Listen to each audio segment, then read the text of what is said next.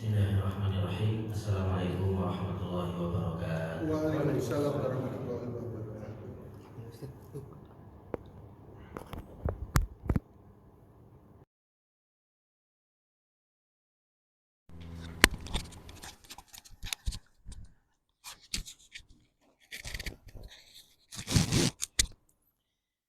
Innal hamdalillahi nahmaduhu wa nasta'inuhu wa nastaghfiruh wa na'udzu billahi min syururi anfusina wa min sayyiati a'malina.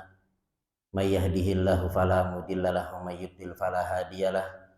Asyhadu an la ilaha illallah wahdahu la syarikalah wa asyhadu anna Muhammadan abduhu wa rasuluh. Wallahu ta'ala ya ayyuhalladzina amanu taqullaha haqqa tuqatih wala tamutunna illa wa antum muslimun. Amma ba'd. Para jamaah yang dimuliakan oleh Allah, alhamdulillah kita bersyukur kepada Allah Subhanahu wa taala atas segala limpahan nikmat dan karunia yang Allah Subhanahu wa taala berikan kepada kita. Salawat dan salam semoga tercurahkan kepada Nabi kita Muhammad sallallahu alaihi wasallam beserta keluarganya, sahabatnya, tabi'in, tabi'un tabi'in, dan orang-orang yang senantiasa mengikuti risalahnya hingga akhir zaman.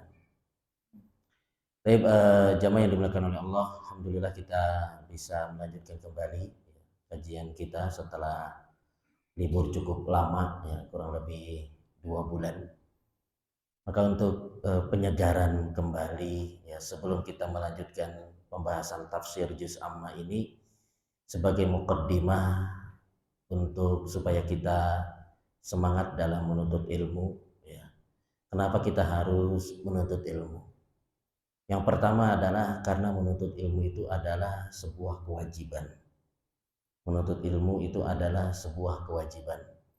Sebagaimana yang disebutkan dalam hadis Nabi Shallallahu Alaihi Wasallam bersabda, "Talabul ilmi faridatun ala kulli muslim." Menuntut ilmu itu adalah kewajiban bagi setiap muslim. Ilmu yang mana yang wajib untuk kita pelajari? Yaitu ilmu yang bisa menegakkan agama kita, ya, seperti tauhid, agar kita bisa mentauhidkan Allah Subhanahu wa taala dengan cara yang benar, agar kita bisa menjawab pertanyaan di alam kubur. Kemudian ilmu yang wajib juga untuk kita pelajari adalah seperti bagaimana cara sholat yang benar, agar sholat yang kita kerjakan itu diterima oleh Allah Subhanahu wa taala. Karena disebutkan dalam hadis, innar rajul la yusolli sittina sanah wa matuqbal lahu shalah. Ada orang yang sholat selama 60 tahun tapi sholatnya tidak diterima oleh Allah Subhanahu wa taala. Apa penyebabnya? Disebutkan bisa jadi dia menyempurnakan ruku tapi dia tidak menyempurnakan sujudnya, sehingga sholatnya tidak diterima oleh Allah Subhanahu wa taala. Kemudian ilmu yang wajib untuk kita pelajari juga adalah ilmu bagaimana cara berdagang yang benar. Ini kalau kita adalah sebagai seorang pedagang, ya. Kita harus tahu betul seluk-beluk riba supaya jangan sampai harta yang kita dapatkan itu adalah dari harta yang haram yang kemudian kita berikan nafkah kepada keluarga kita. Oleh karena itu Umar ibn Khattab radhiyallahu anhu pernah mengatakan, la yattajir fi sukina illa man faqiha aklar riba. Janganlah, ya, seorang itu dia berdagang di pasar kami kecuali mereka yang sudah paham seluk-beluk riba, ya. Ini alasan yang pertama kenapa kita menuntut ilmu. Alasan yang kedua adalah karena menuntut ilmu itu adalah ibadah. Menuntut ilmu itu adalah ibadah. Karenanya Allah Subhanahu wa taala menyebutkan tentang menuntut ilmu itu dengan zikrullah. Sebagaimana Allah Subhanahu wa taala berfirman, "Fas'alu ahlad dzikri in kuntum la ta'lamun." Tanyalah kepada ahlul dzikr. Ahlul dzikr yang dimaksud siapa? Ahli ilmu, apabila kalian tidak mengetahui. Dan juga Allah Subhanahu wa taala berfirman, "Ya ayyuhalladzina amanu idza nudiya lis-shalah fas'au ila dzikrillah." Wahai orang-orang yang beriman, apabila telah datang panggilan salat, fas'au ila dzikrillah, maka segeralah kalian menuju zikrullah. Apa yang dimaksud dengan zikrullah? Yang dimaksud dengan zikrullah dalam ayat ini adalah bersegera kepada khutbah Jumat. Yang mana dalam khutbah Jumat itu syarat akan ilmu. Tapi kebanyakan orang mereka datang ke sholat Jumat itu ketika khutbah sudah hampir selesai, ya. Atau kalaupun datang cepat, tapi ketika khutbah dia tidur, ya, atau ngobrol, ya. Jadi menuntut ilmu itu adalah ibadah, makanya disebut dengan zikrullah, ya. Oleh karena itu, karena menuntut ilmu itu adalah sebuah ibadah, maka tidak ada batas waktu dalam menuntut ilmu. Meskipun kita sudah tua, maka kita tetap ya diperintah untuk menuntut ilmu, karena Allah Subhanahu wa taala berfirman, wa'bud rabbaka hatta ya'tiyakal yaqin. Sembahlah Rabbmu sampai datang al yakin. Al yakin itu adalah kematian. Jadi tidak ada batas waktu bagi kita untuk menuntut ilmu. Meskipun kita sudah tua, ya kita tetap harus menuntut ilmu. Memang bagusnya menuntut ilmu itu adalah ketika kita masih muda. Karenanya Umar bin Khattab radhiyallahu anhu pernah mengatakan, tafaqqahu qabla an tusawwadu. Belajarlah kalian sebelum kalian tua. Kemudian Imam Bukhari mengatakan, wa ba'da an tusawwadu. Setelah kalian sudah tua, tetaplah belajar. Kenapa? Karena banyak para sahabat yang mereka itu baru belajar ketika mereka sudah tua. Para sahabat, terutama sahabat-sahabat senior, mereka baru belajar agama itu ketika mereka sudah tua. Kemudian selain para sahabat yang baru belajar ketika sudah tua, banyak para ulama juga yang mereka baru belajar ketika mereka sudah tua. Meskipun sudah tua, baru belajar, tapi pada akhirnya mereka menjadi ulama-ulama besar. Contohnya seperti siapa? Yang baru belajar ketika sudah tua. Selain sahabat. Ya, Fudail bin Iyad, ya, rahimahullahu taala. Fudail bin Iyad rahimahullahu taala disebutkan terlambat dalam belajar, ya. Kapan dia baru belajar? Kenapa dia akhirnya belajar, memutuskan untuk menuntut ilmu? Ya, ketika dia mencuri, ya. Jadi awalnya dia adalah seorang pencuri. Kemudian akhirnya dia memutuskan untuk belajar. Ketika sedang mencuri, dengar ayat ya dibacakan di dalam rumah tersebut, yaitu surat Al-Hadid, alam ya'ni lil ladzina amanu an takhsha'a qulubuhum li dzikrillah. Belumkah datang waktunya ya hatimu itu untuk tunduk berzikir kepada Allah Subhanahu wa taala. Kemudian akhirnya Fudail bin Iyad pun sadar, kemudian beliau memutuskan untuk menuntut ilmu. Kemudian siapa lagi yang terlambat dalam menuntut ilmu? Di antaranya adalah yang masyhur Imam Ibnu Hazm, ya rahimahullahu taala. Ibnu Hazm itu adalah seorang imam yang madhabnya zahiri. Madhab zahiri. Pernah dengar ya Pak madhab zahiri? Ya jarang dengar ya. Yaitu yang zahir-zahir dari dalil, ya. Yang zahir-zahir dari dalil. Imam Ibnu Hazm disebutkan kapan dia mulai belajar menuntut ilmu. Itu sudah tua. Mungkin sudah berumur 25, 30 baru dia sadar untuk menuntut ilmu. Apa penyebabnya? Disebutkan penyebabnya adalah ketika beliau masuk masjid itu langsung duduk. Maka kemudian ditegur sama anak kecil, ya. Om, sholat dulu om, ya. Jangan langsung duduk. Akhirnya dia sholat, ya. Selesai sholat tahiyatul masjid, kemudian saat itu sholat asar ya disebutkan. Maka beliau sholat asar. Selesai sholat asar, zikir, langsung sholat lagi dia. Sholat ba'diyah. Karena takut ditegur lagi sama anak kecil. Pas dia sholat malah ditegur, ya. Om nggak ada sholat sekarang ini. Akhirnya karena dia merasa malu, kemudian dia memutuskan untuk menuntut ilmu. sudah tua, tapi pada akhirnya menjadi imam besar. Kemudian diantaranya juga disebutkan yang terlambat dalam menuntut ilmu itu adalah Imam Al-Iz ibnu Abdissalam. Ya, Imam Al-Iz ibnu Abdissalam terlambat dalam menuntut ilmu. Ya mungkin sudah 30 atau 40 tahun baru belajar, tapi pada akhirnya beliau menjadi ulama besar, bahkan digelari dengan Sultanul Ulama, rajanya para ulama.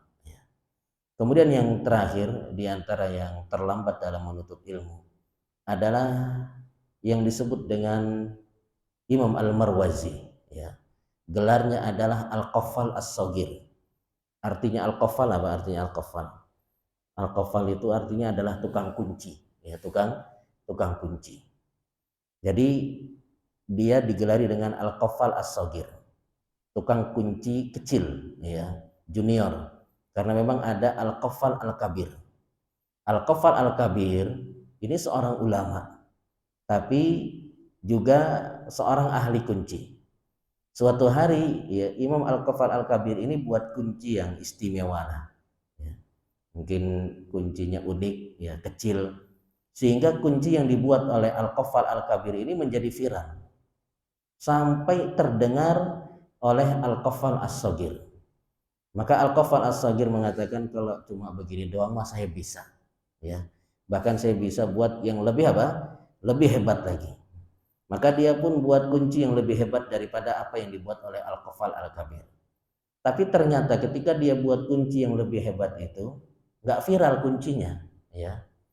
Maka dia curhat sama temannya, kenapa ya kok kunci yang saya buat kok nggak terkenal ya? Padahal lebih bagus, lebih unik, ya. Maka temannya ya bercanda sambil menghibur mungkin, ya mengatakan, ya ente ini siapa, ya. Kalau Al-Qaffal Al-Kabir yang buat, karena dia adalah seorang apa? Ulama. Ada ulama tapi bisa buat apa? Kunci yang bagus. Kalau ente ini siapa? Ente kan bukan siapa-siapa. Ente cuma sekedar ahli kunci, wajar kalau bisa buat yang lebih apa? Bagus. Maka dari situ akhirnya dia terpukul, ya. Maka kemudian dia memutuskan untuk menuntut ilmu sehingga menjadi seorang ulama yang besar, ya, seorang ulama yang terkenal yaitu Imam Al-Marwazi rahimahullahu taala.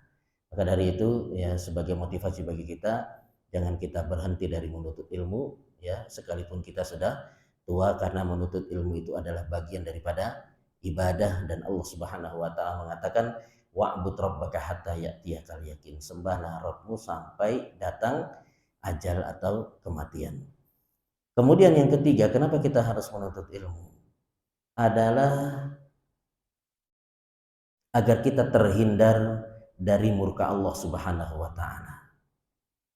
Karena disebutkan dalam hadis Nabi Shallallahu alaihi wasallam bersabda, "Innallaha yubghid kulla alimin bid dunya jahilun bil akhirah." Sesungguhnya Allah Subhanahu wa taala murka kepada setiap orang yang alim terhadap dunia, namun dia jahil terhadap apa? Ilmu akhirat. Ilmu dunia dia alim. Kalau bicara tentang dunia dari A sampai Z dia bisa jelaskan. Tapi giliran suruh baca Al-Quran dia tidak bisa. Baca Iqra pun dia tidak bisa. Ya, dia tidak bisa membedakan antara huruf sin dengan shin, ya. Shin dengan shad dia tidak bisa bedakan. Tapi dalam urusan dunia dia sangat luar biasa. Maka kita belajar, kita menuntut ilmu supaya kita dijauhkan dari murka Allah Subhanahu wa taala. Ini sebagai mukaddimah, ya, sebelum kita masuk ke dalam pembahasan inti kita yaitu tafsir surat Al-Balad. Jamaah yang dimuliakan oleh Allah, surat Al-Balad ini merupakan surat yang ke-90 yang terdiri dari 20 ayat. Yang mana surat Al-Balad ini tergolong surat Makkiyah, yaitu yang diturunkan sebelum hijrah Nabi Shallallahu alaihi wasallam ke Madinah. A'udzubillahi minasyaitonirrajim. Bismillahirrahmanirrahim. La uqsimu bihadzal balad. Aku bersumpah dengan negeri ini yaitu Mekkah. Ya. Jadi para ulama berselisih pendapat tentang la, ya. La uqsimu. Apa yang dimaksud dengan la di sini, ya? Ada yang mengatakan la di sini adalah sebagai bentuk bantahan terhadap orang-orang kafir yang mana mereka tidak percaya akan adanya hari kiamat. Sehingga Allah Subhanahu wa taala perlu untuk apa? Bersumpah sebagai bantahan terhadap mereka bahwa hari kiamat itu pasti apa? Terjadi. Kemudian pendapat yang kedua, makna daripada la di sini artinya adalah tidak. Sebagaimana yang masyhur, makna daripada la itu adalah apa? Tidak, ya. Maksudnya bagaimana? Maksudnya adalah la uqsimu bihadzal balad, aku tidak bersumpah dengan negeri ini. Jadi untuk menjelaskan terhadap orang-orang musyrik yang tidak percaya akan adanya hari kiamat itu tidak perlu sumpah. Ya, tidak perlu apa? Sumpah. Ya, tidak perlu sumpah untuk meyakinkan orang-orang musyrik bahwasanya kiamat itu pasti terjadi. Kemudian makna yang ketiga, makna la di sini adalah la azzaidah, la tambahan untuk menegaskan la uqsimu bihadzal balad, sungguh aku bersumpah dengan negeri ini, ya. Apa yang dimaksud dengan ya negeri ini? Yang dimaksud adalah Mekah, ya. Jadi Allah Subhanahu wa taala bersumpah dengan negeri Mekah sebagaimana di dalam ayat yang lain Allah Subhanahu wa taala berfirman wa hadzal baladil amin, ya. Allah juga pernah bersumpah dengan Mekah itu dalam surat At-Tin, ya, wa hadzal baladil amin, ya, dan demi negeri yang aman ini. Dan sebagaimana yang sering kita jelaskan, ketika Allah Subhanahu wa taala bersumpah dengan makhluknya, itu menunjukkan bahwasanya makhluk tersebut adalah makhluk yang agung. Sebagaimana kota Makkah itu adalah kota yang istimewa. Di antara keistimewaan kota Makkah apa? Ya, keistimewaan kota Makkah itu adalah kota Makkah pernah didoakan oleh Nabi Ibrahim alaihissalam. Yaitu ketika Nabi Ibrahim meletakkan ya istri dan juga anaknya Ismail alaihissalam, kemudian habis diletakkan di Mekah itu Nabi Ibrahim langsung apa? Langsung pergi, meninggalkan keluarganya.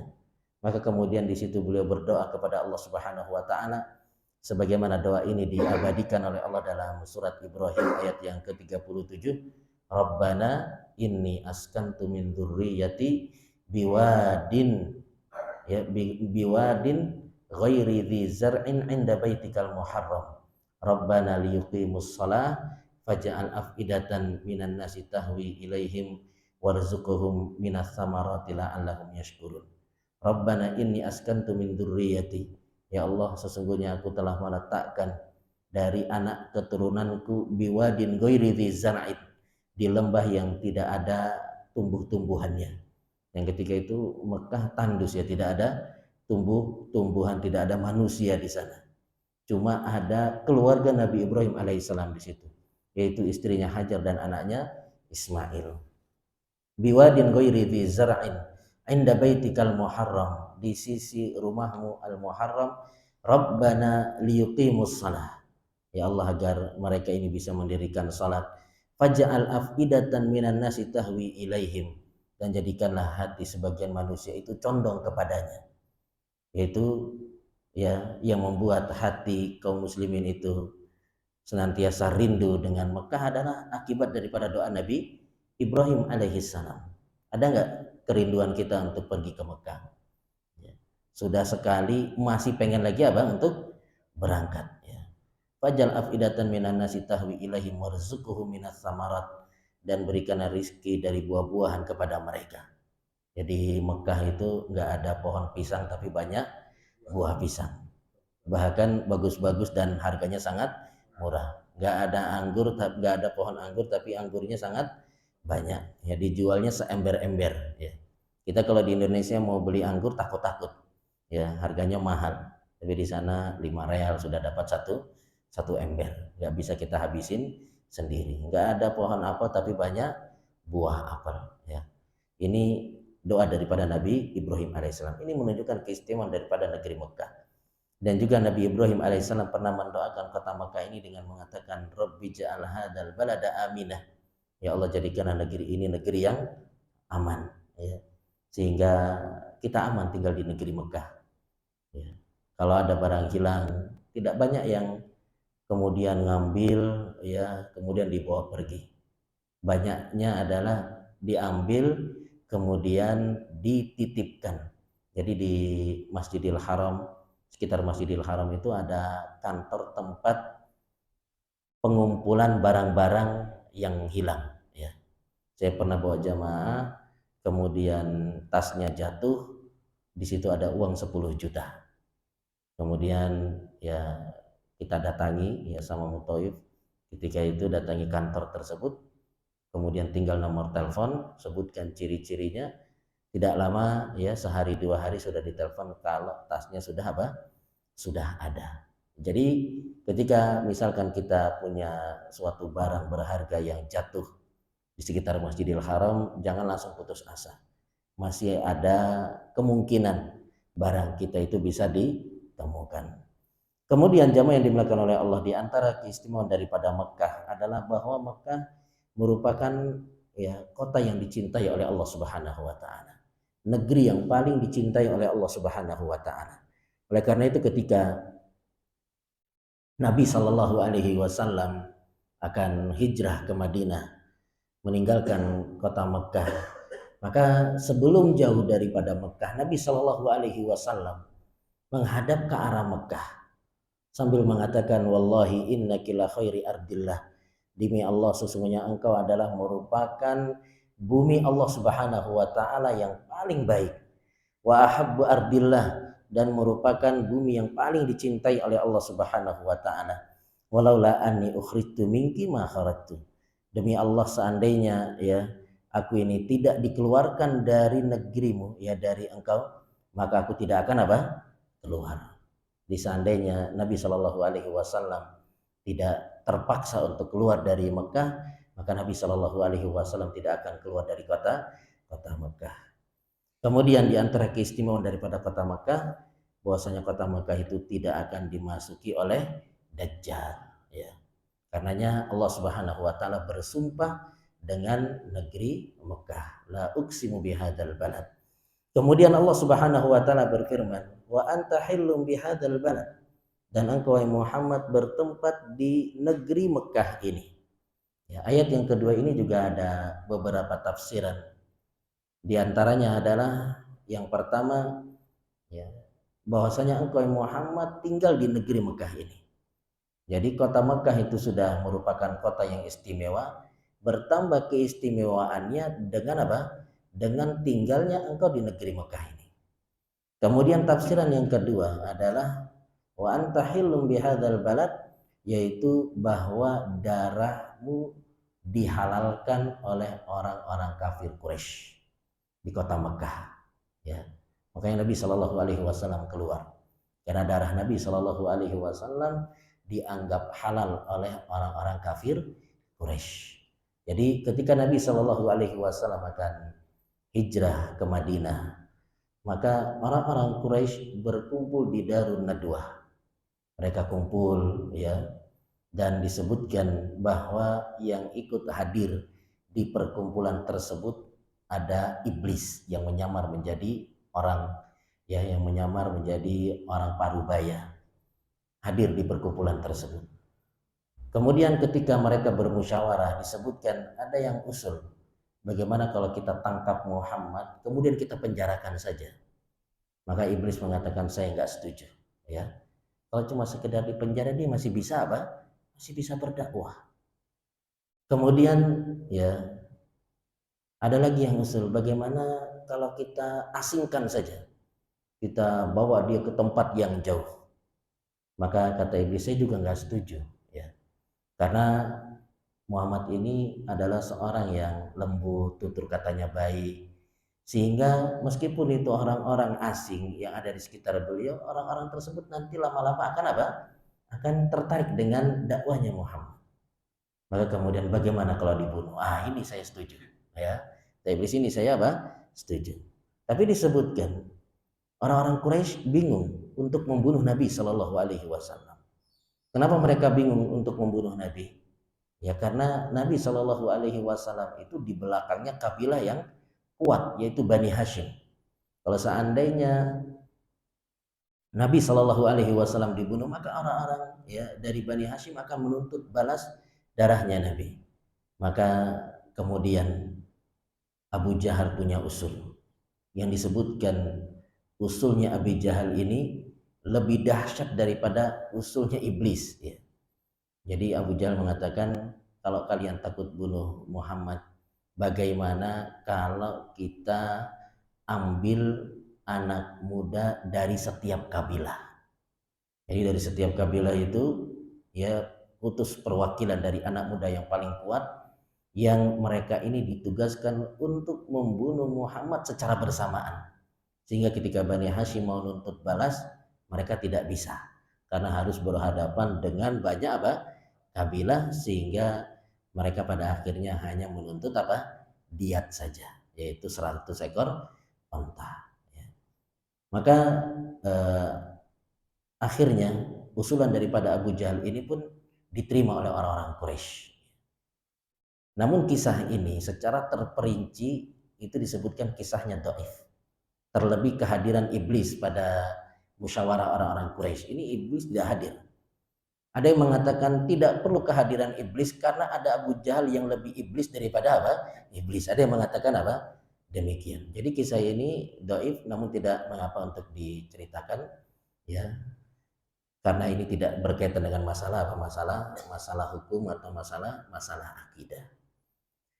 Kemudian pada akhirnya Nabi Shallallahu Alaihi Wasallam dikepung di rumahnya. Namun pada akhirnya Nabi Shallallahu Alaihi Wasallam bisa lolos. Ya.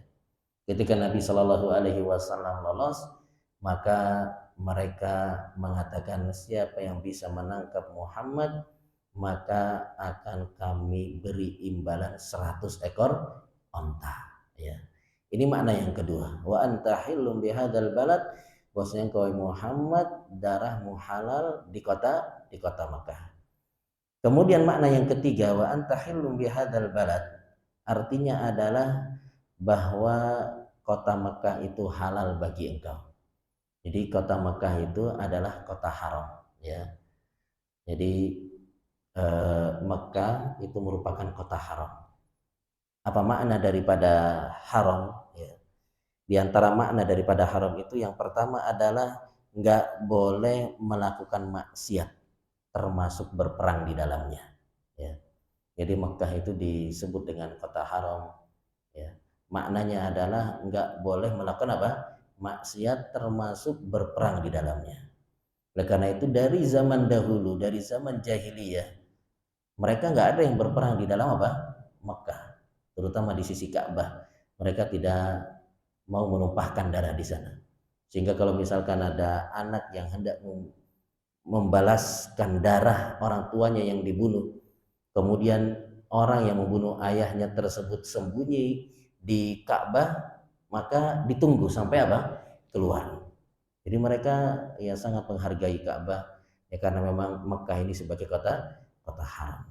Oleh karena itu ketika terjadi genjatan senjata pada perjanjian Hudaybiyah tahun 6 Hijriah, yang mana di antara isi perjanjian Hudaybiyah tersebut adalah genjatan senjata selama 10 tahun.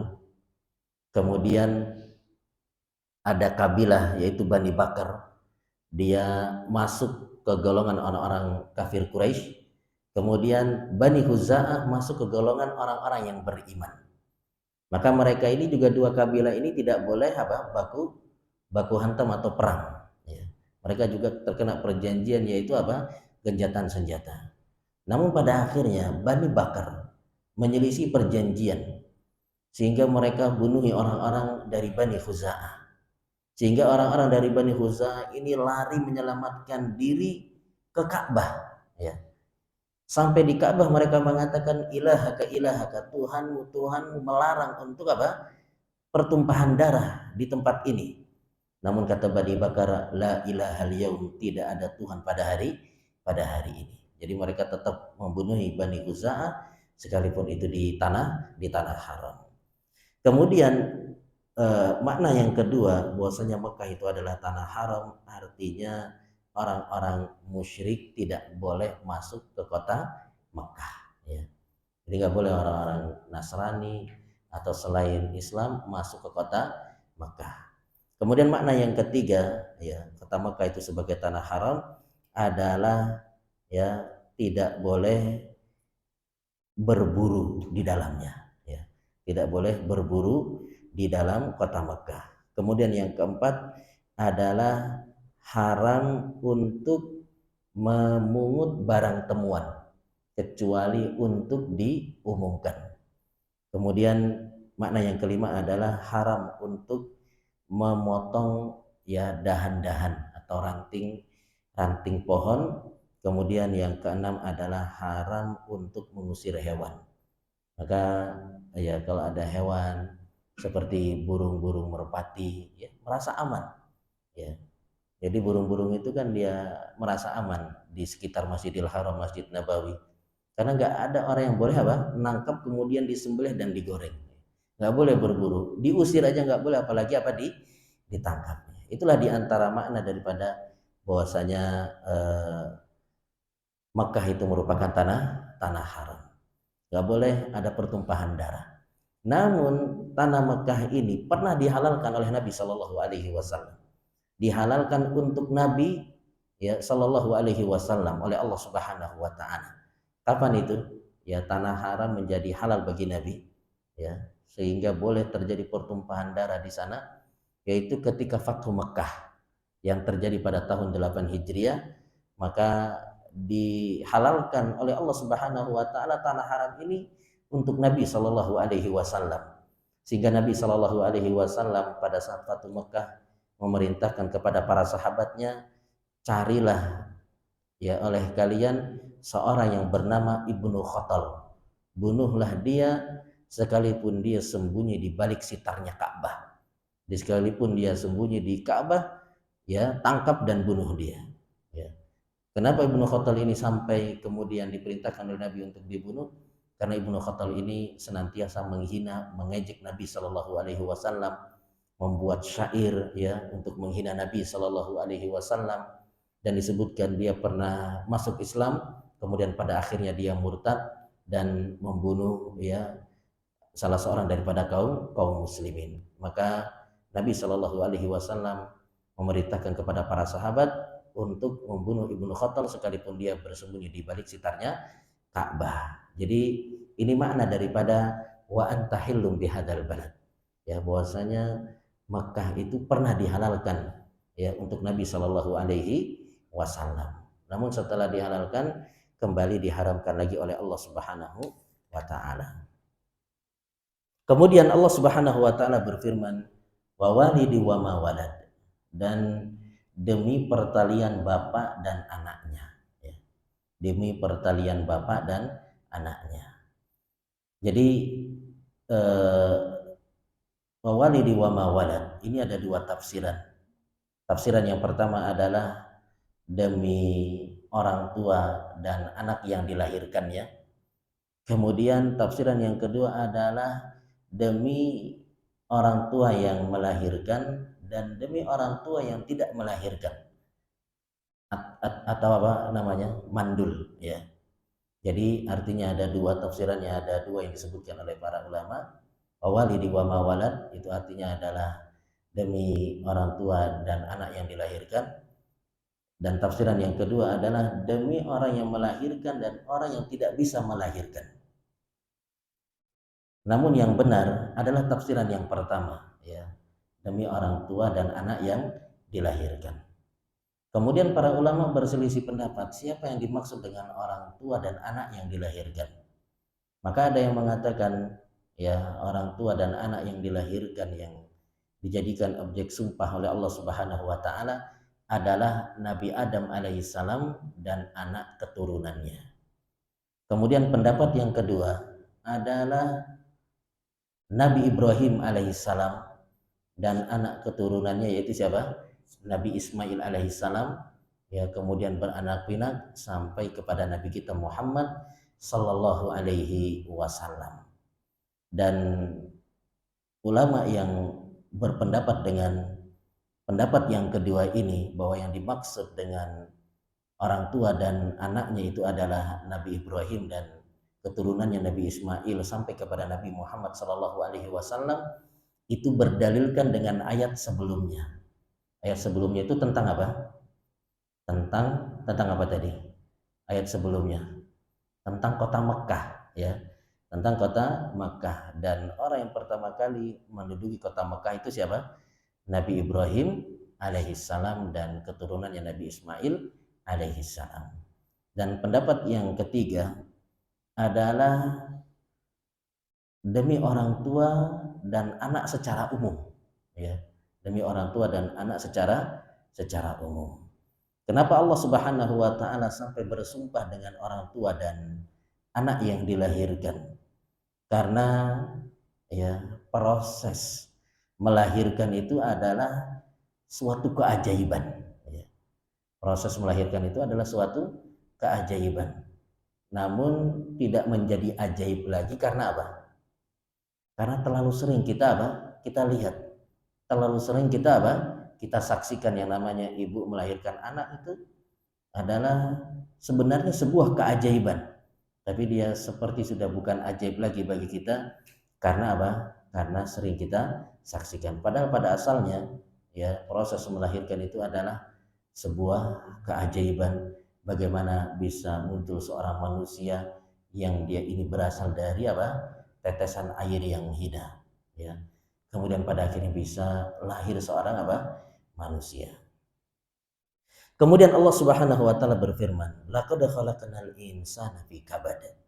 Sungguh kami telah menciptakan manusia berada dalam susah payah.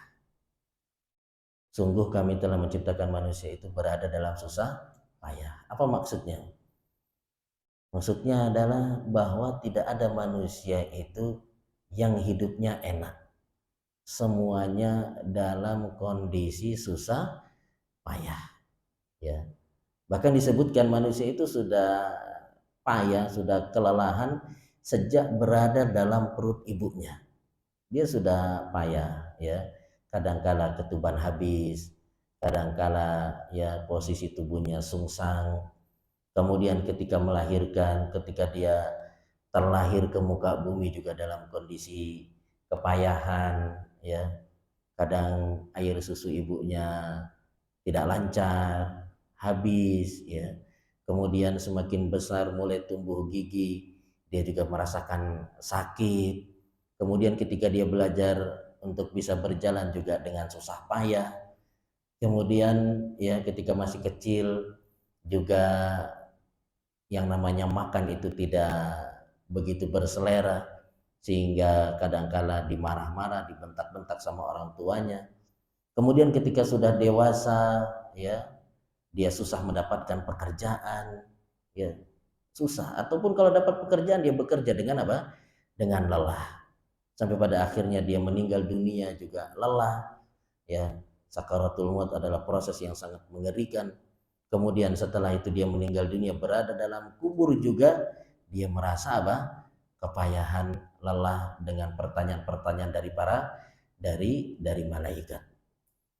Kemudian setelah dibangkitkan pun payah, ya. Oleh karena itu ketika ada seorang yang datang kepada Imam Ahmad, "Wahai Imam, mata raha, kapan kita ini istirahat?" Maka Imam Ahmad mengatakan nanti kalau sudah menginjakkan kaki di surga, ya. Jadi seluruh manusia itu mereka dalam kondisi payah. Yang beriman maupun yang kafir, semuanya lelah, ya. Yang taat dalam beribadah sama yang suka maksiat semuanya apa? Lelah. Yang taat beribadah lelah, ya, dengan sholatnya, dengan puasanya. Yang suka maksiat juga lelah, ya. Orang yang suka maksiat contohnya seperti nyuri. Mencuri itu enak atau susah payah? Ya. Susah payah, harus bangun malam, dingin-dingin dia keluar dari rumah, mengendap-endap, ya, masuk ke rumah, kemudian ketangkap, ya, dipukuli. Kemarin saya dilihatkan video sama istri, ada pencuri masuk rumah, kemudian nggak tahu jalan keluarnya, nyari-nyari, ya, kebingungan dia, kelelahan. Bahkan juga saya pernah baca berita ada pencuri nyuri motor, kemudian ada portal, ya. Dia susah payah mengeluarkan motor tersebut, ya. Akhirnya dipikul, diangkat motor itu. Susah payah atau tidak itu ngangkat motor? Ya, susah payah. Jadi semuanya itu lelah, ya. Yang beriman lelah, yang suka maksiat juga lelah, orang-orang kafir mereka juga apa? Lelah. Kalau sama-sama lelah, ya, mana yang kita pilih? Lelah tapi berujung surga atau lelah tapi berujung apa? Neraka. Maka pastinya kita memilih lelah yang berujung kepada surga. Namun bagaimana supaya lelah kita ini tidak sia-sia? Ya. Lelah bagaimana yang pada akhirnya lelah tersebut berujung kepada surga? Yang pertama adalah lelah dalam kebaikan. Ya. Yang kedua adalah lelahnya tersebut ikhlas karena Allah. Kemudian yang ketiga adalah lelahnya tersebut sesuai dengan sunnah Rasul Shallallahu Alaihi Wasallam.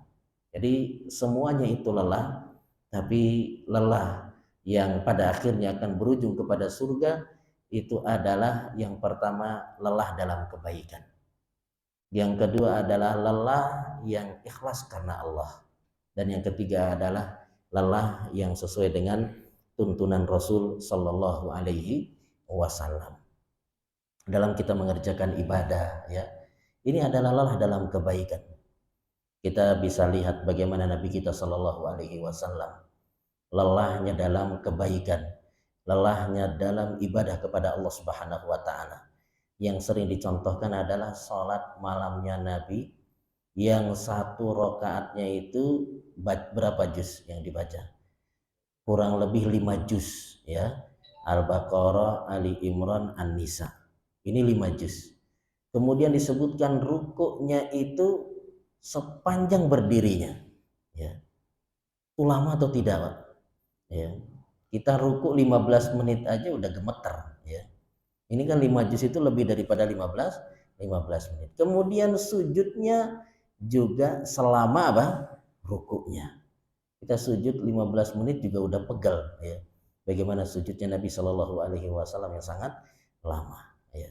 Kemudian, ya, supaya lelah kita ini berujung kepada surga harus ikhlas karena Allah. Jangan sampai kita sudah lelah salat malam tapi kemudian kita tidak ikhlas. Besok paginya kita ceritakan kebaikan kita. Kemudian yang ketiga, agar lelah kita ini berujung kepada surga harus dikerjakan sesuai dengan sunnah Rasul Sallallahu Alaihi Wasallam. Karena ada orang yang berlelah-lelah dalam ibadah, dalam kebaikan, namun ternyata kebaikan dan ibadah yang mereka kerjakan tersebut tidak pernah dicontohkan oleh Nabi Sallallahu Alaihi Wasallam. Kemudian Allah Subhanahu Wa Taala berfirman, ayah sabu alla yaqdira alaihi ahad. Apakah dia manusia itu mengira bahwa tidak ada sesuatu pun yang berkuasa atasnya? Apakah manusia itu mengira bahwa tidak ada sesuatu pun yang berkuasa atasnya? Artinya dia merasa bebas melakukan kemaksiatan, bahwa tidak ada, ya, yang bisa menghukumnya. Dia merasa bebas. Dia merasa sombong. Tidak ada yang bisa mengatur apa? Dirinya. Ini disebutkan kenapa manusia begitu sombong.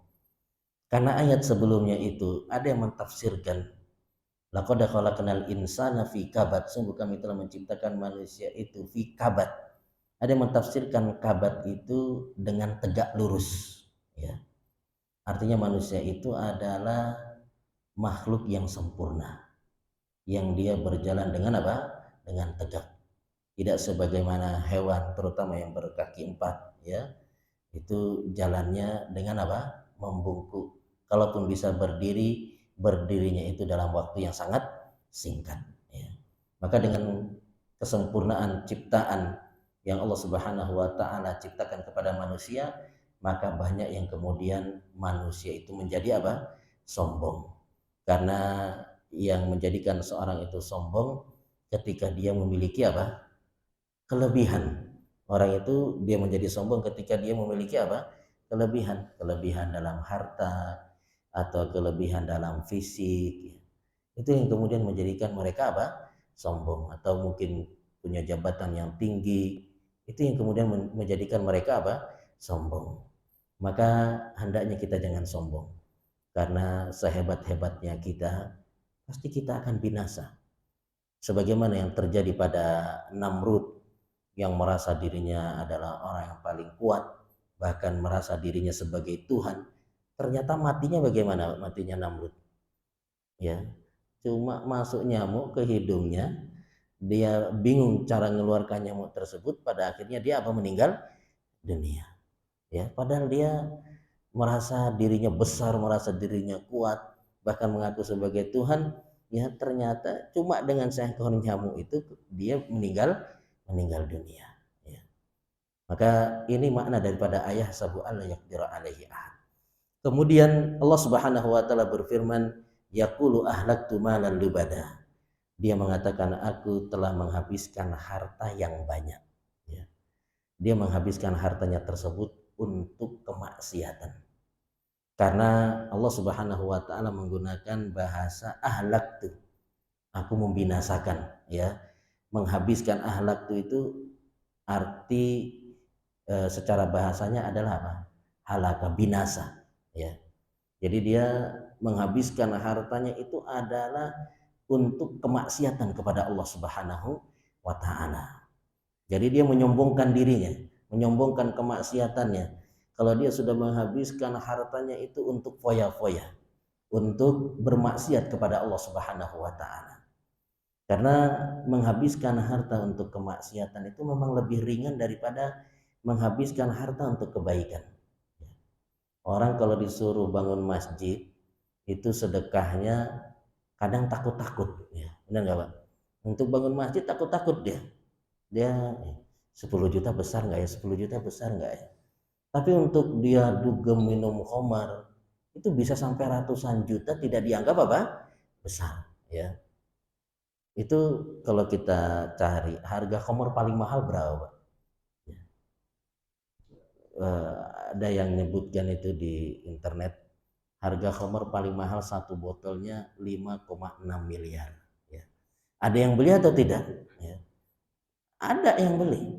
Tapi kalau 5 miliar itu kemudian disumbangkan ke masjid, itu berat sekali, ya. Berat sekali. Tapi untuk maksiat itu sangat apa? Sangat ringan. Jadi mereka berbangga-bangga dengan menghabiskan harta untuk foya-foya itu, mereka ya sangat sangat bangga. Kita juga bisa saksikan bagaimana orang itu untuk maksiat sangat mudah uangnya keluar, tapi untuk kebaikan itu sangat susah. Adalah ya mereka untuk mensekolahkan anaknya di TPA itu untuk bayar mahal, ya, 50.000 saja dianggap apa? Mahal. Untuk anaknya supaya bisa baca Quran, ya, ditaruh di TPA, tapi TPA-nya berbayar 50.000, itu orang tua sudah merasa takut, ya. Ngaji kok bayar, ya. Sehingga gurunya kadang cuma digaji 200.000, 300.000, bahkan guru TPA itu tidak mendapatkan bayaran karena bayaran dari santrinya yang kurang. Tapi untuk artis, ya, dia membuka bajunya, membuka busananya, dibayar mahal atau dibayar murah itu? Ya, siap untuk dibayar dengan harga yang mahal. Ya. Inilah ya kondisi daripada manusia. Benar apa yang dikatakan oleh Allah Subhanahu wa taala, yaqulu ahlaktu malan lubada. Mereka menghabiskan hartanya dengan sangat banyak, yaitu untuk kemaksiatan kepada Allah Subhanahu wa taala. Kemudian ayat selanjutnya Allah Subhanahu wa taala berfirman, ayah sabu alam yarahu ahad. Apakah dia mengira bahwa tidak ada sesuatu pun yang melihatnya? Ya. Ayat ini merupakan obat dari kerusakan yang sebelumnya. Dari kerusakan sebelumnya apa? Kesombongan, ya. Merasa dirinya tidak ada yang menguasai, merasa bahwasanya dirinya tidak ada yang bisa mengatur, ya. Kemudian kerusakan yang kedua adalah dia menghabiskan hartanya untuk foya-foya, untuk kemaksiatan kepada Allah Subhanahu wa taala. Maka di antara solusi untuk menghentikan keburukan tersebut adalah dengan apa? Dengan merasa dilihat oleh Allah Subhanahu wa taala.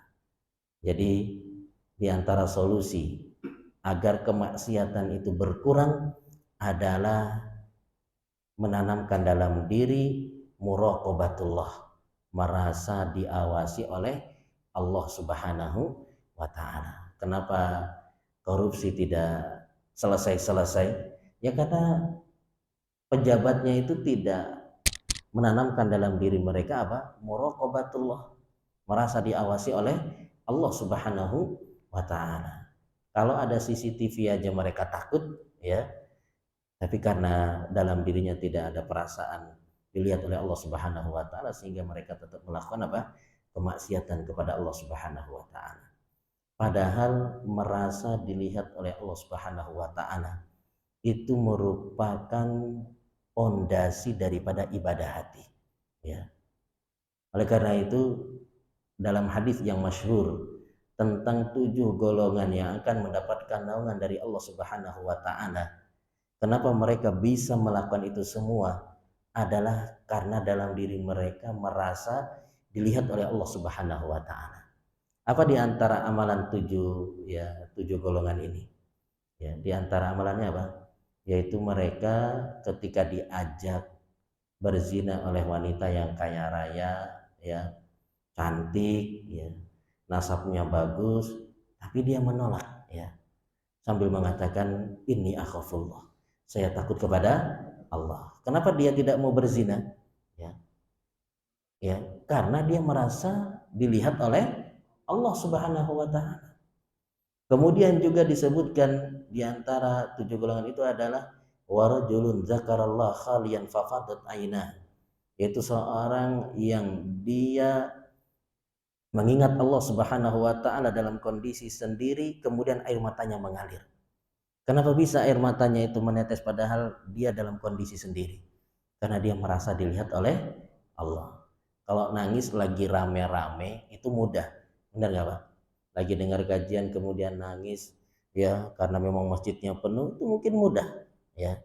Karena bisa jadi sudah ada yang mancing duluan, ya, sudah ada sandiwaranya mungkin, ya, sehingga satu nangis semuanya ikut apa? Ikut nangis. Kalau nggak nangis kayaknya nggak enak, ya.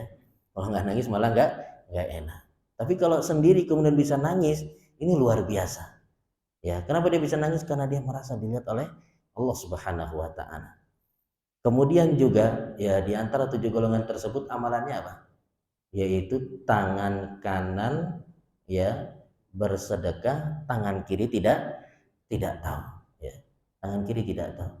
Apa maknanya itu, Pak? Tangan kanan sedekah tapi tangan kiri tidak tahu. Maknanya adalah orang yang paling dekat sekalipun nggak tahu apa yang dilakukan oleh apa? Oleh suaminya. Misalkan orang yang paling dekat itu siapa? Ya istri, ya. Ya, sampai istri pun nggak tahu apa yang dilakukan oleh apa? Suaminya, dari sedekahnya sudah berapa yang dikeluarkan. Ya. Kenapa dia bisa seperti itu? Ya, karena dia merasa kebaikannya itu cukup dilihat oleh Allah Subhanahu wa taala. Kalau kita sedekah tapi nggak ada yang tahu, itu gelisah atau tidak, Pak? Kita sedekah 100 juta, tapi nggak ada yang tahu, gelisah atau tidak? Ya, kadang-kala agak gelisah, kenapa ya kok nggak ada yang tahu ya? Kita berharap sedekah yang kita keluarkan apalagi besar itu ada dari tetangga atau teman kita yang tahu, ya. Kalau nggak ada yang tahu itu, ya, orang-orang nggak ada yang muji saya, ya. Orang pada nggak tahu, ya. Tapi kalau ada yang tahu, ya, itu membuat kita lebih apa? Lebih lebih senang, lebih bahagia. Ya, tapi orang yang sedekah dengan tangan kanan tapi tangan kiri tidak tahu, ya. Kenapa dia bisa lakukan itu? Karena dia mencukupkan bahwa kebaikannya itu cukup dilihat oleh Allah Subhanahu wa taala, ya.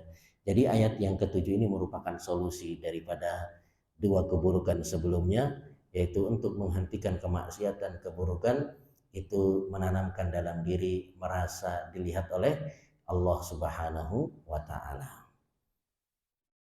Lanjut ya. Masih kuat. Sampai ayat yang ke-10, ya. Kemudian Allah Subhanahu wa taala berfirman, "Alam naj'al lahu 'ainain?" Bukankah kami telah menjadikan untuknya sepasang mata, walisana wa syafatain, dan lidah dan sepasang bibir. Jadi Allah Subhanahu wa taala memberikan nikmat yang sangat besar kepada hambanya, yaitu bisa melihat dan juga bisa berbicara dengan adanya bibir. Ini merupakan nikmat yang sangat besar.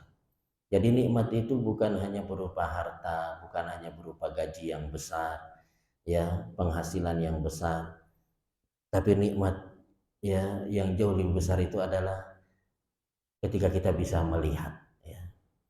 Ketika ya kita bisa berbicara, ini merupakan nikmat yang sangat besar.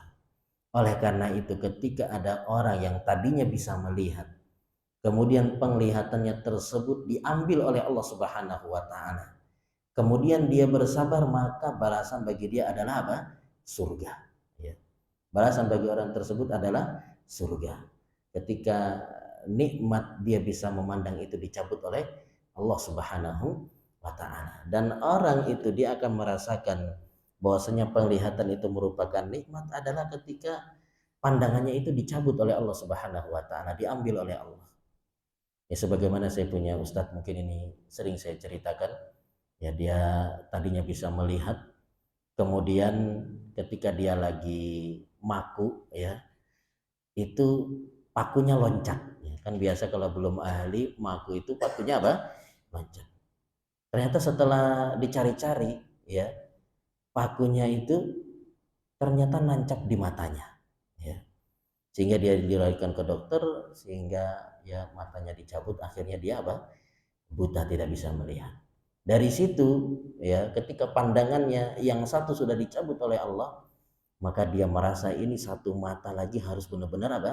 Dijaga. Dan benar-benar dia berusaha untuk ya menghabiskan waktu itu untuk banyak membaca sebagai bentuk rasa syukur dia kepada Allah Subhanahu wa taala yang masih menjaga satu matanya. Ya.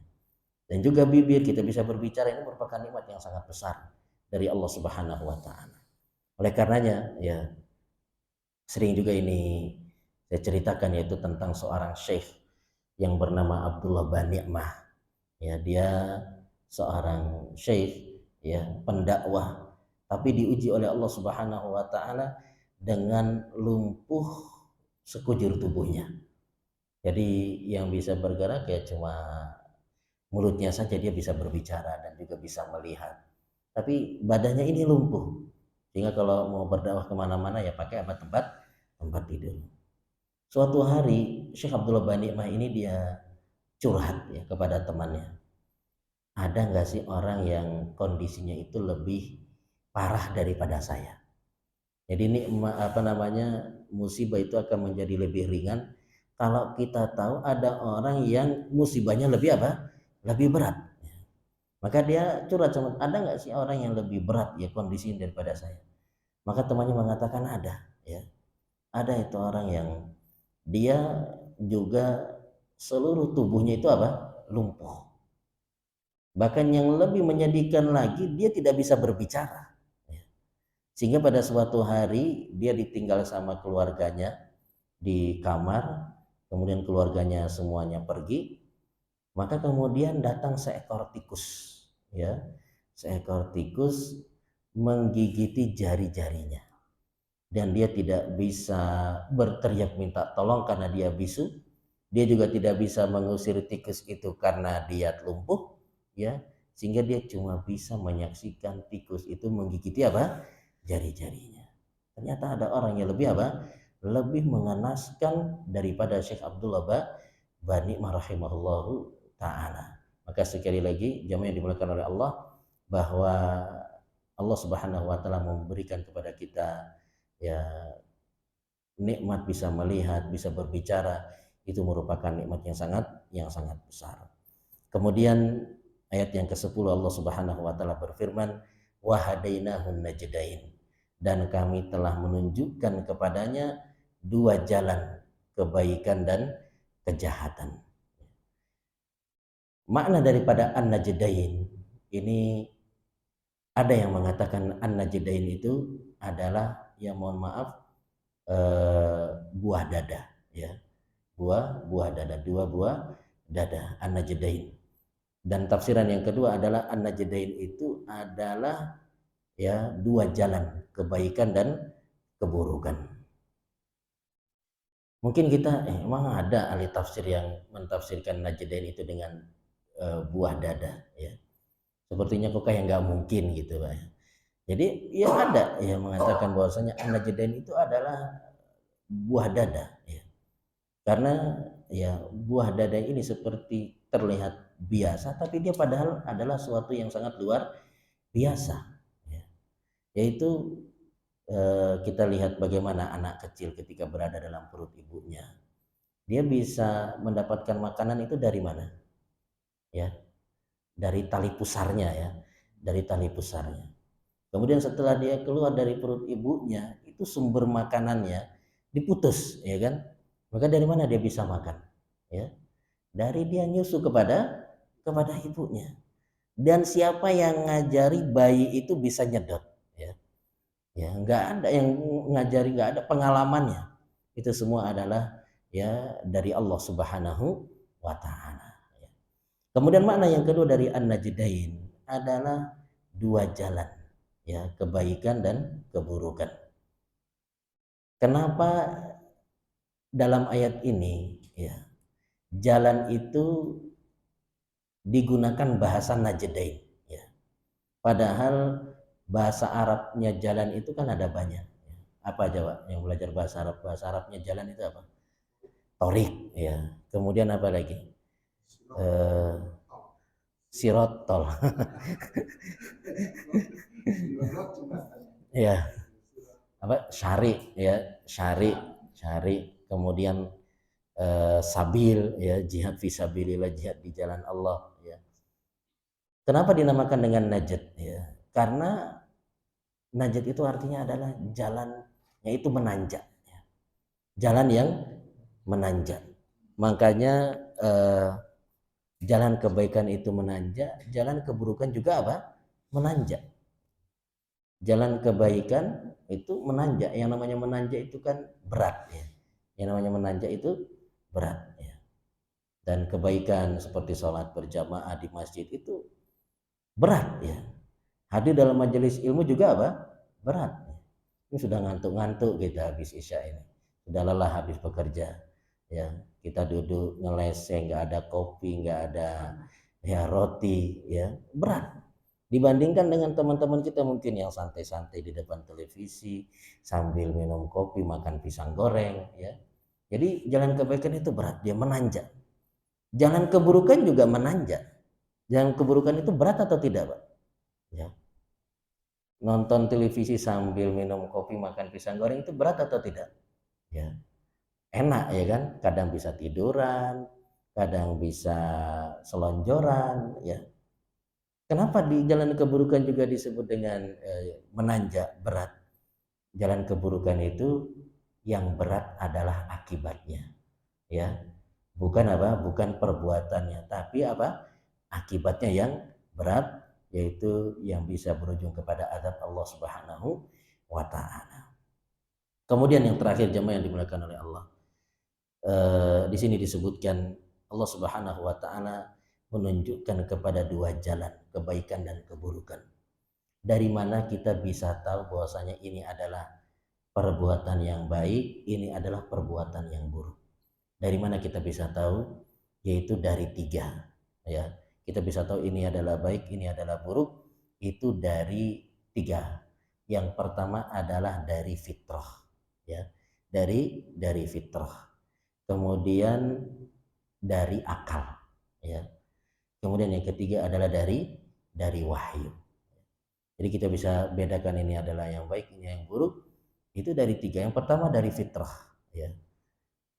Fitrah itu apa? Fitrah itu, ya, fitrah itu ada potensi dasar, ya, bawaan manusia, ya. Jadi manusia itu dibekali dengan fitrah, ya, dengan kebaikan. Namun banyak orang tua yang menyia-nyiakan potensi kebaikan dari anak-anak mereka ini. Justru banyak yang merusak, ya, potensi kebaikan anak ini adalah orang tua. Makanya disebutkan dalam hadis Nabi Shallallahu Alaihi Wasallam bersabda, kullu mauludin yuladu alal fitrah. Setiap yang lahir itu terlahir dalam keadaan apa? Fitrah. Fa abawahu yuhawidanihi, maka kemudian bapaknya lah, orang tuanya lah yang menjadikan dia Yahudi, Nasrani atau apa? Majusi. Ya. Kemudian yang kedua adalah akal. Dengan akal kita bisa ya bedakan antara yang baik dengan yang buruk. Makanya Allah Subhanahu wa taala banyak memuji mereka yang menggunakan akalnya ya. Allah Subhanahu wa taala puji mereka yang menggunakan akal. Namun mereka yang tidak menggunakan akalnya untuk membedakan antara yang baik dengan yang buruk, maka mereka dimasukkan ke dalam neraka oleh Allah Subhanahu wa taala. Sebagaimana Allah Subhanahu wa taala berfirman dalam surat Al-Mulk. Allah Subhanahu wa taala berfirman, wa qalu law kunna nasma'u au na'tilu ma kunna fi ashabis sa'ir. Mereka mengatakan kalau seandainya kami dulu itu mendengar atau apa? Berpikir, ya, maka kami tidak akan termasuk daripada penghuni neraka as-sa'ir. Ya. Jadi kalau orang itu menggunakan akalnya dipuji oleh Allah. Tapi mereka yang tidak menggunakan akalnya mereka ya justru akan dimasukkan ke dalam neraka oleh Allah Subhanahu wa taala. Kemudian yang ketiga adalah dengan wahyu. Dan akal itu harus tunduk dengan apa? Wahyu. Jadi nggak boleh ketika kita ya akal kita ini berbenturan dengan wahyu. Ya, kemudian kita ini kayaknya nggak masuk akal nih dalil ya. Nggak boleh kita mengatakan demikian. Ya, akal kita ini harus kita tundukkan di hadapan apa? Wahyu. Makanya Imam Asy-Syafi'i rahimahullah taala pernah mengatakan ya, innalil akli haddan yantahi ilaih, kama lil basari haddan yantahi ilaih. Bahwasanya akal itu ada ujungnya, sebagaimana penglihatan juga ada apa? Ada ujungnya, ya, ada batasannya. Ya. Jadi pandangan kita ini ada batasannya. Kalau sudah 2 kilo kita masih bisa ngelihat atau tidak? Udah jauh udah nggak bisa ngelihat. Kadang-kadang terlalu dekat pun kita nggak bisa lihat. Ya. Kita mau baca Quran tapi benar-benar di depan mata nggak bisa lihat juga. Ya, apalagi kalau jauh. Begitu juga dengan akal. Akal itu ada apa? Ada batasnya. Maka hendaknya kita menundukkan akal kita di hadapan apa? Dalil. Ya. Contohnya seperti misalkan kisah tentang pembelahan dada Nabi Shallallahu Alaihi Wasallam di umur Nabi yang ke-4 tahun ya, itu sudah terjadi pembelahan dada. Mungkin kalau kita gunakan akal kita merasa kayaknya nggak mungkin masa jantung dikeluarkan orangnya masih hidup ya, dicuci lagi pakai air zam-zam ya, kemudian dijahit lagi dikembalikan lagi, kayaknya nggak mungkin. Ini kalau kita menggunakan apa? Akal kita ya. Jadi ya kita bisa membedakan antara yang baik dengan yang buruk itu dengan 3. Yang pertama dengan fitrah, yang kedua dengan akal, dan yang ketiga adalah dengan wahyu. Wallahu taala alam. Mungkin demikian yang bisa disampaikan pada kesempatan malam hari ini. Mudah-mudahan apa yang disampaikan ini bermanfaat bagi kita semua. Mungkin sebelum ditutup ya seperti biasa kalau ada yang bertanya dipersilahkan. Waalaikumsalam warahmatullahi wabarakatuh.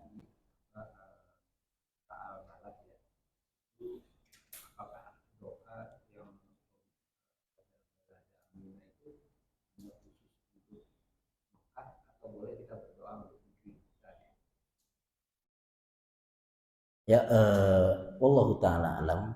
Boleh kita gunakan untuk negeri kita ya. Jadi umum untuk negeri mana saja ya yang kita maksudkan, yang kita inginkan. Jadi tidak berarti ya ketika kita berdoa Rabbi ja'al hadza balada amina itu terkhusus untuk apa? Makkah. Hanya saja ketika Nabi Ibrahim alaihissalam berdoa Rabbi ja'al hadza balada amina, ya, negeri yang dimaksud tersebut adalah kota Mekah. Tapi kalau kemudian kita berdoa dengan doa tersebut yang kita maksudkan negeri itu adalah negeri kita Indonesia, maka itu tidak mengapa, ya, tidak mengapa, karena memang sebaik-baik doa itu adalah yang bersumber dari Al-Quran maupun hadis-hadis Nabi Shallallahu Alaihi Wasallam.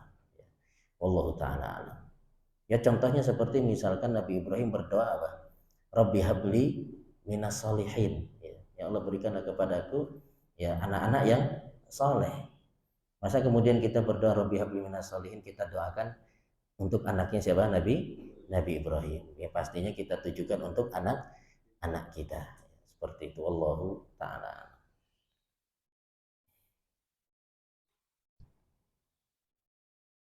Ada lagi? Cukup ya. Baik, bila tidak ada lagi, ya kita cukupkan sampai di sini kajian kita. Mudah-mudahan apa yang disampaikan bermanfaat bagi kita semua. Kurang lebihnya saya mohon maaf. Kita akhiri dengan doa kafaratul majelis. Subhanakallahumma wa bihamdik asyhadu an la ilaha illa anta astaghfiruka wa atubu ilaik. Wassalamualaikum warahmatullahi wabarakatuh.